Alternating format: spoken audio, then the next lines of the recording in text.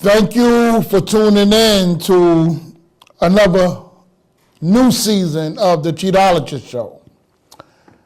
I want to thank KaramelEntertainment for producing the show, of course, and for bringing it back for another season. We had a lot of requests for the season to come back. So thank you for calling in, for mailing, emailing, Twittering, and so on and so forth, asking for the show to come back. I would be in my travels, and people would always ask when the show would come back on air because they really appreciated the information that we were sharing with them on this epidemic that is constantly contaminating the relationships. So, again, I want to thank you for tuning in to the Cheatologist show. Tonight we're going to talk about the cheating. We're going to talk about why men cheat, but we're going to talk about why men really cheat and the things that women can really do to sustain and kind of like keep the relationship intact. Not justifying that a woman can lack and cause a man to go cheat, but when a person decides to cheat, man or woman, when a person decides to cheat, there is something else that's going on in the relationship, and the cheating is only a symptom of a bigger problem in the relationship. Although cheating has traumatic effects on the emotions of both the man and the woman in the relationship, it's still a small, intricate part of the problems that are going on in the relationship. Again, the effect is big, but there are other problems that causes the cheating to exist. And that's what I briefly want to touch on that tonight. I'm not here to bash the women, nor am I here to bash the men. But I do want to mention that the percentage now of men and women cheating is almost equal, or if not more, for the woman. And the reason I say that because the women, there are more women than there are men. We both agree to that, right? And although a lot of women want relationships and want to be faithful and so on and so forth, there are still things that women do that doesn't indicate that they're going to be as loyal as the man would hope. Because sometimes we men go into the relationship, we go into the relationship with good intentions, and then the attitudes and the demeanor of the woman causes us to step back and be like, oh, wait a minute, this is not the woman that I met in the beginning. This is not the woman that I wanted to be, that loved me in the beginning. And then let me go to how when a man and woman come together in the beginning, both of them are so lovey-dovey, and they give so much of themselves that when the relationship's supposed to grow and evolve, there's nothing left to give because you have given so much and trying to deceive one another like, I'm a good lover, I'm a cook for you, I'm a clean, I'm a do this, we can make love all night, all day. They both do that in the beginning of the relationship to try to prove to one another like, I want to be with you. But then when the relationship gets to a certain plateau, it's like, okay, what's next? Because then the relationship becomes drained, boring, and routine. So therefore, the man or the woman find reasons to step outside of the relationship because they're not getting what they was getting in the beginning. But sometimes the relationship is not even built properly in the beginning. So, and what I mean by that, if the man is a cheater, if he's a cheater when you meet him, and if he's cheating with you, what makes you think that he's going to stop because of you? If you meet a woman who stay in a club, who stay with the girlfriends, who don't cook, who don't clean, who really don't want to be affectionate but on birthdays or when she want to get something for you, what makes you think she's going to change when you marry her or when you move in with her? The way that person is, that's what you accept that person for. Now, then you want to get into the relationship and try to change him because you know he hang out with his boys on Friday. Now, again, I'm not justifying anything, but just pay attention to what I'm saying. You know he hang out with his boys on Friday. You know he go to the strip club. You know it. Because you met him at the strip club. Wait a minute. You met him at the strip club maybe. You know he do these things. So, you know he deal with more than one woman. You know he's promiscuous. You know it. Okay. So you get into a relationship with him because, you know, some women think that, I got that, that's going to make him say, it's over. A man stop doing what he want to do when he decide to stop doing it. Got nothing to do with the woman at all.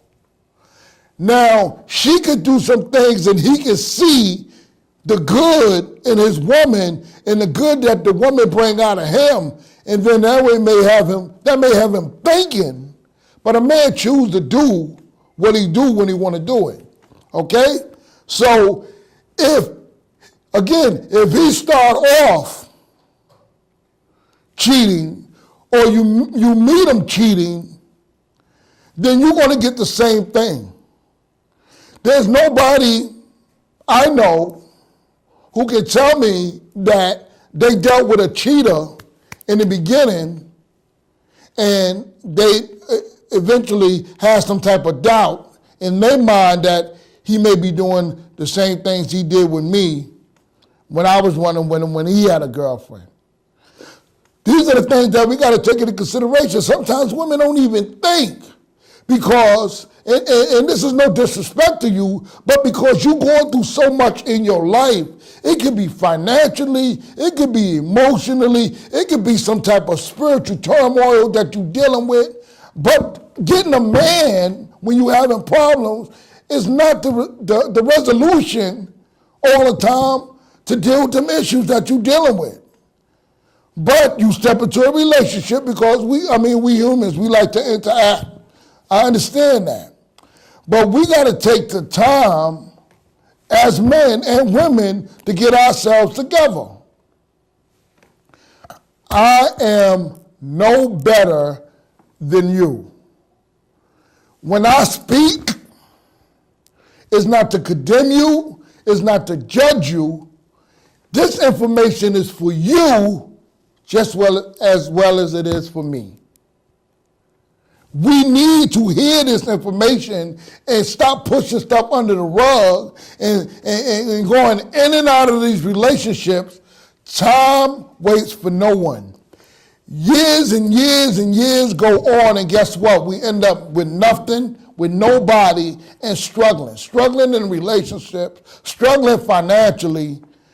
Don't you know when you get in a solid relationship, a solid, meaningful relationship, when they don't got all the nonsense, the cheating, the baby mama drama, the baby daddy drama, I got my ex-girlfriend pregnant baby, it was a mistake.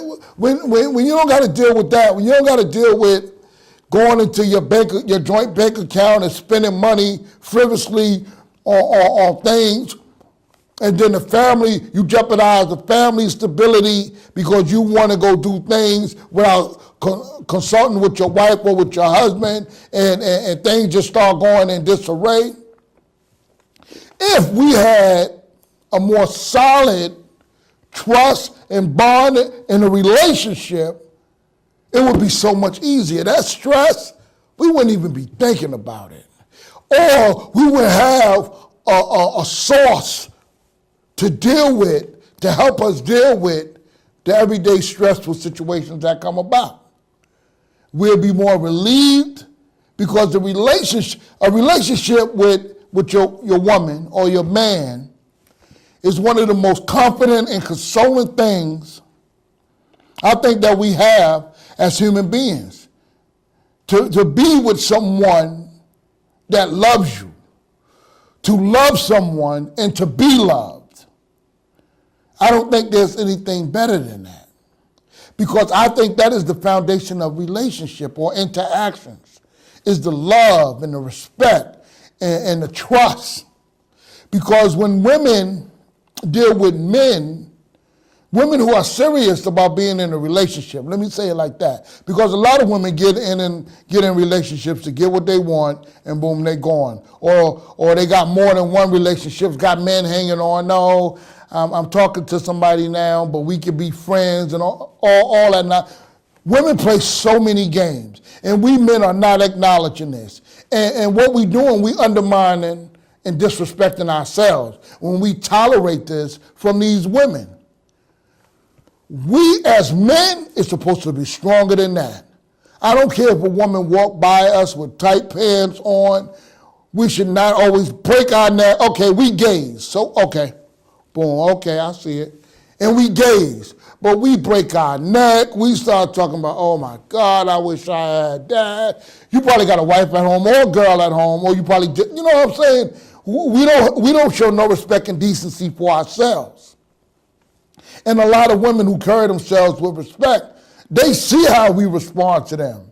Them women dress to impress us. Don't you know that? Them women puff that up, show that cleavage to get our attention. They do that for us. So we don't got to break our neck to look at them, because they're going to put it right in our face anyway. They're going to walk by us, they're going to prance, they're going to say, hey, and all the sassy, flirtatious moves that women do, and we break our necks. Okay, but if you have a woman at home, a good woman, because I'm going to take it that we intelligent men, right? I'm going to take it that every man that's listening to this tube tonight, we're intelligent, we got a good woman, we got a relationship. Me personally, I think that if I have a woman, or if I'm building a relationship with a woman, I'm building something for the future. It's no more. I reached a point in my life that there's no more just frequent dating. There's no more frequent sex. And I'm serious about this. There's no more of that. It's so easy for me, just like it is for you, I'm sure, to go out there and sleep with a woman. It's 10 times easier for a woman to sleep with a man. We can never give away so much of us more than that woman can give away what they got. You understand what I'm saying? If it's 10 times easier for a woman to sleep with a man than a man that is to sleep with a woman, because the women have that ultimate choice. You know that, right? We can run behind them, we can buy them things, we can baby, we can flash, we can do all that. But if she don't want you and don't want to give it to you, you're not going to get it. And unfortunately, that's why the rate and all that is on such a high escalating scale, because of the indecencies of man, just because they can't control themselves, or because they got deeper issues within them that, again, has not been addressed. So these men facade behind being religious or being such goody-goodies or respectable, how you doing, ma'am, open up the door for you and all that stuff.